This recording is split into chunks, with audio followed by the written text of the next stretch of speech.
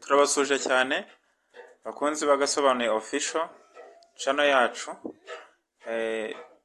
Niba kandi ukunda ibiganiro byacu, amafilime tugushyiraho dukomedi, wibuke gukanda kuri subscribe kandi no kunzogera kugira ngo inkuru yose tuzajya dushyiraho uzajye uza mu ba mbere mu kuyibona. Uyu munsi rero tugiye kugaruka ku nkuru imaze iminsi ivugwa mu mezi yashize y'umusore wo mu karere ka Nyagatare wimwe umugeni ku munsi w'ubukwe. Uti byagenze bite rero? Muribuka umusore wacaraciye ku mbuga nkoranyambaga ndetse no ku mateleviziyo menshi bivugwa yuko yimwe umugeni ku munsi w'ubukwe kubera inkwano nkeya. Uyu musore yitwa Jeremy. Uyu munsi rero twamusuye, twamusanze i Nyagatare, hari byinshi yadutangarije ari byo tugira ngo tuganireho muri aka kanya. Uyu musore twasanze ari mu buzima bwe busanzwe, ari mu kazi ke gasanzwe, ariko noneho yadutangarije byinshi ku byabaye ndetse n'ibyakurikiyeho nyuma. Twamubajije ku bijyanye n'uko yabenzwe n'umukobwa, ariko aza kudutangariza yuko byabaye ariko nta kiba ngo Imana itagifiteho umugambi.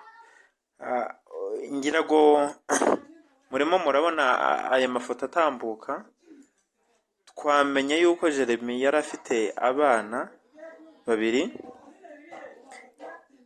yabyaye ku bandi bagore.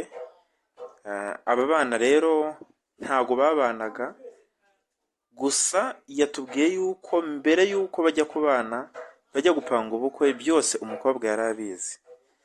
Aba bana murababona rero, uwo hejuru ubanza ni umukobwa afite ubu yujuje umwaka umwe, uwo hasi ni umuhungu nawe.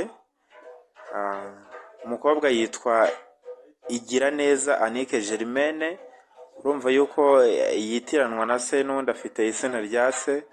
Hanyuma rero umuhungu hasi yitwa Nezerwa Iva Yannick. Aba bana uko ari babiri n'ubundi nabo batandukanye ba nyina.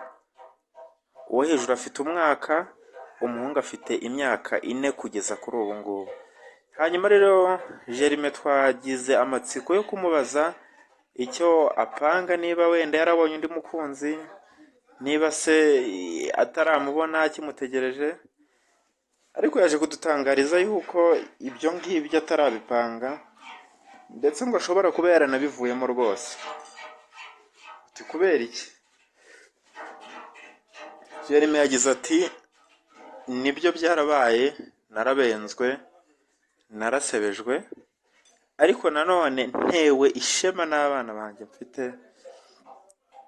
Ntekereza yuko urubyaro mfite rubaye aho kugira ngo nzajye ngumya guhora muri rwa serera y'abagore, ngomba kurera abana banjye bagakura.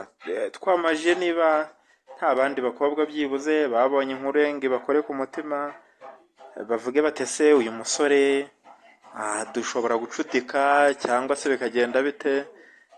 Yatubwiye ati ni benshi baje ariko ntago nari ndi mw'uwo mwanya. Ati ikindaje ishinga kuri iyi saha ni ukurera abana banjye nkunda kandi nabo bakankunda.